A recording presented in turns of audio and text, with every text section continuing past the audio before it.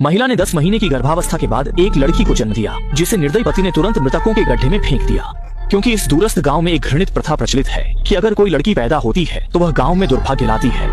केवल लड़के के जन्म से ही गांव समृद्ध हो सकता है। इसलिए दुर्भाग्य को रोकने के लिए अज्ञानी ग्रामीण सभी नवजात लड़कियों को गहरे कुएं में फेंक देते हैं, और जो महिलाएं लड़कियों को जन्म देती हैं, उन्हें भी वहीं फेंक दिया जाता है और उनके हाल पर छोड़ दिया जाता है।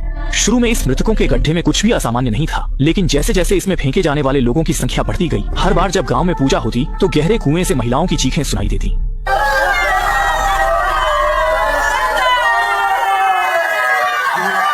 उस रात एक छोटी लड़की गहरे कुएं के पास गई और अचानक कुएं से एक अजीब आवाज आई।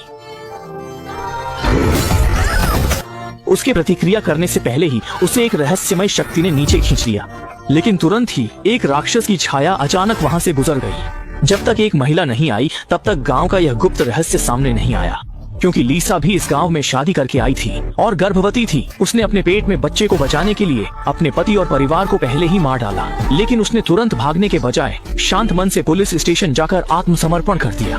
लेकिन जब उसने पुलिस को अपने पति के घर ले जाकर अपराध स्वीकार किया तो पाया कि पति और परिवार की लाशें गायब थीं। इससे पुलिस पूरी तरह से उलझन में पड़ गई, क्योंकि वहाँ कोई लाश या गवाह नहीं था। पुलिस उसे जेल नहीं भेज सकती थी। लेकिन तभी एक नाटकीय घटना घटी। लीसा का पानी अचानक टूट गया और पुलिस ने उसे समय पर अस्पताल पहुंचाया, जिससे लीसा ने एक लड़की को जन्म दिया। उसे लगा कि अब उसे खुशहाल जीवन मिलेगा, लेकिन उसे यह नहीं पता था कि उसकी बेटी को जन्मजात रूप से धूप से डर लगता है। जैसे ही उस पर सूरज की रोशनी पड़ती, उसकी बाहें तुरंत जल जाती। बेटी की सुरक्षा के लिए लीसा ने उसे बिना धूप वाले घर में बंद कर दिया। उसे लगा कि वह अपने निर्दयी पूर्व पति से छुटकारा पा चुकी है और अब अपने वर्तमान पति के साथ सामान्य जीवन जी सकेगी। सोचा भी नहीं था कि उस रात बेटी के साथ एक डरावनी घटना हो गई। अचानक आई काली छाया ने उसे तुरंत डरा दिया, लेकिन जब उसने होश संभाला तो कमरे में कोई नहीं था। डर के मारे वह नीचे भागी और माँ को पुकारने लगी, लेकिन माँ इस समय बिल्कुल घर पर नहीं थी। अगले ही पल लड़की की नजर उस काली छाया से टकराई। फिर लड़की जैसे किसी के वश में हो गई और बिना नियंत्रण के दरवाजे की ओर बढ़ने लगी।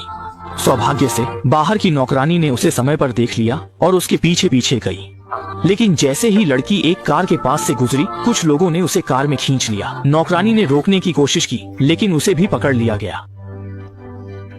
जब माँ घर लौटी तो घर में नौकरानी और बेटी का कोई निशान नहीं था। बेटी को खोजने के लिए लीसा ने तुरंत पुलिस को फोन किया। पुलिस की गहन जांच के बाद पता चला कि लड़की को पूर्व पति के गांव का मुखिया ले गया था। इस तरह लीसा पुलिस के साथ तुरंत अपने पूर्व पति के गांव पहुंच गई। उन्होंने यह निष्कर्ष निकाला कि बेटी को जरूर उस विपत्ति से बच गए पूर्व पति ने कहीं छिपा रखा है। लेकिन खोज के बाद गांव में बेटी का कोई निशान नहीं मिला, केवल जमीन पर एक अजीब पुआल का पुतला मिला। अभी लीसा यह समझ भी नहीं पाई थी कि यह क्या चीज है कि झाड़ियों से कुछ छोटे लड़के बाहर आ गए और बिना कुछ कहे लीसा और बाकी लोगों पर पत्थर फेंकने लगे। पुलिस प्रमुख ने लीसा की सुरक्षा के लिए उसे छिपने को कहा और आसमान में गोली चला दी। वे नहीं जानते थे कि इस समय लीसा को घात लगाए बैठे पूर्व पति ने पहले ही अगवा कर लिया था। जब पुलिस प्रमुख को एहसास हुआ तब तक लीसा को बेहोश कर छिपा दिया गया था। पुलिस प्रमुख ने तुरंत खोज और बचाव अभियान शुरू किया, लेकिन उन्होंने काफी देर तक खोजा, फिर भी लीसा को नहीं ढूंढ सके। उन्हें यह बिल्कुल भी अंदाजा नहीं था कि इस वक्त लीसा ठीक उनके पैरों के नीचे छुपी हुई थी। लीसा को पकड़ने के बाद सरपंच ने तुरंत ग्राम सभा बुलाई और निर्णय लिया कि एक पवित्र अनुष्ठान के माध्यम से लीसा के सिर को अंधेरे में रहने वाले राजकुमार को बलिदान किया जाएगा। उन्हें यह नहीं पता था कि ग्रामवासियों के मुंह में जो राजकुमार था वह वास्तव में एक ऐसा राक्षस था जो सालों से भूमिगत रहता था और सूरज की रोशनी नहीं देख सकता था। हर साल उसके हाथों सैकड़ों नवजात लड़कियां मर जाती थीं। जादूगरनी ने बस हल्के से हाथ हिलाया और सामने वाली महिला नींद में चली गई। फिर उसे एक समूह ने एक छोटे अंधेरे कमरे में बंद कर दिया। इस समय उसकी बेटी भी पास के अंधेरे गड्ढे में बंद थी।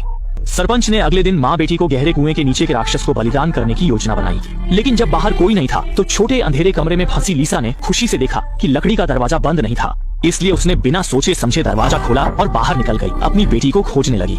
उसे उम्मीद नहीं थी कि चलते चलते वह गलती से एक भयानक कमरे में प्रवेश कर गई। यहाँ कई महिलाएं थीं जिन्हें उनके पतियों ने छोड़ दिया था। वे सभी गर्भवती थीं और उनके गर्भ में लड़कियां थीं। लीसा के प्रतिक्रिया देने से पहले ही सभी महिलाएं उसकी आंखों के सामने दर्दनाक मौत मर गई।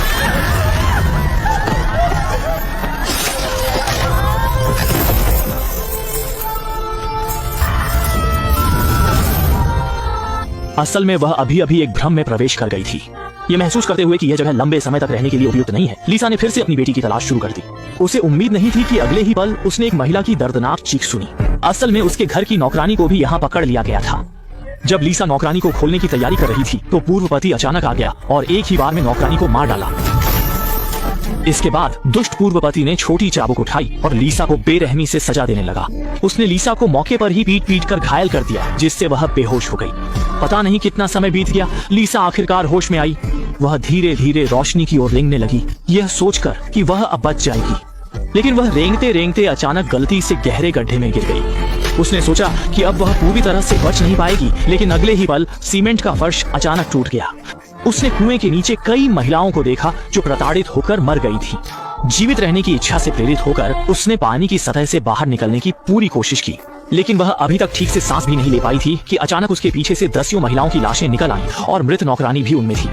ठीक उसी समय जब लीसा डर के मारे घबराई हुई थी, नौकरानी ने अचानक उसका सिर जोर से पकड़ लिया। इसके बाद सभी महिलाएं अपनी छोटी छोटी हाथों से उसे छूने लगी। इसी समय सरपंच भी बलिदान समारोह आयोजित कर रहा था और छोटी लड़की को अंधेरे में रहने वाले राक्षस को बलिदान करने की योजना बना रहा था। लेकिन छोटी लड़की को बलिदान करने से पहले सरपंच ने पहले आदमी को लीसा को खत्म करने का आदेश दिया। उन्हें यह नहीं पता था कि इस समय लीसा पहले ही पूरी तरह से बदल चुकी थी।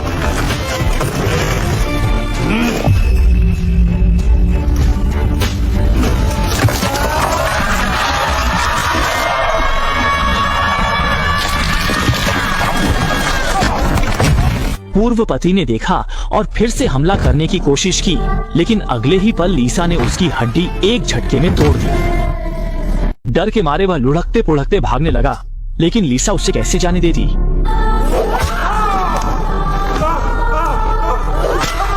लीसा ने बिना कुछ कहे अपने पूर्व पति को पहले से झेले हुए सभी अत्याचारों का दुगना वापस कर दिया। इसके बाद उसने पूर्व पति के सिर पर वार कर उसे बेहोश कर दिया।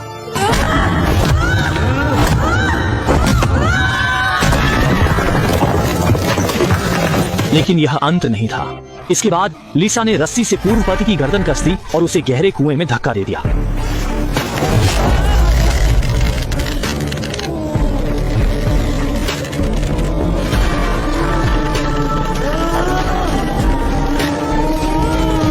उसने अपने पूर्व पति की सांसें पूरी तरह से रोक दी और इस समय लीसा के पास कई आत्माएं खड़ी थीं जो लड़की पैदा करने के कारण दुखद मौत का शिकार हुई थी। अब उनका एक ही लक्ष्य था, गांव में वर्षों से पाले गए राक्षस को खत्म करना। और इस समय गांव में पूजा का अनुष्ठान भी शुरू हो चुका था। जादूगरनी ने पहले लड़की से एक मंत्र कहा और फिर उसे अंधेरे गुफा में ले गई। लेकिन जैसे ही गुफा का दरवाजा बंद हुआ, लीसा अचानक गुस्से में दरवाजे पर पहुंच गई। जादूगरनी कुछ समझाने की कोशिश कर रही थी, लेकिन लीसा के पास उसके साथ बात करने का समय नहीं था। वह सिर्फ अपनी प्यारी बेटी को बचाना चाहती थी। अगले ही पल उसने जादूगरनी को दीवार पर पटक दिया। सोचा भी नहीं था कि जैसे ही वह मुड़ा, जादूगरनी ने उस पर अचानक हमला कर दिया। इसने लीसा को गुस्से में भर दिया और उसने जादूगरनी को 10 मीटर दूर फेंक दिया।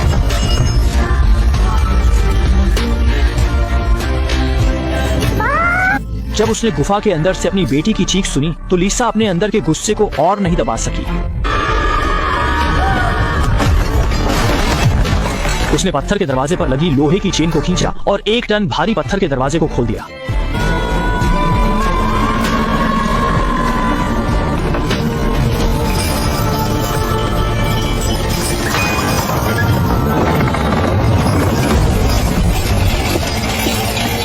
उसने गुफा की ओर जाने वाला रास्ता सफलतापूर्वक खोल दिया।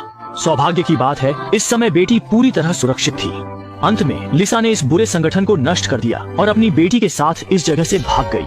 और दुष्ट गांव के मुखिया और अज्ञानी ग्रामीणों का भी अंत अच्छा नहीं हुआ। उन्हें पुलिस ने सीधे थाने ले जाकर जेल में डाल दिया।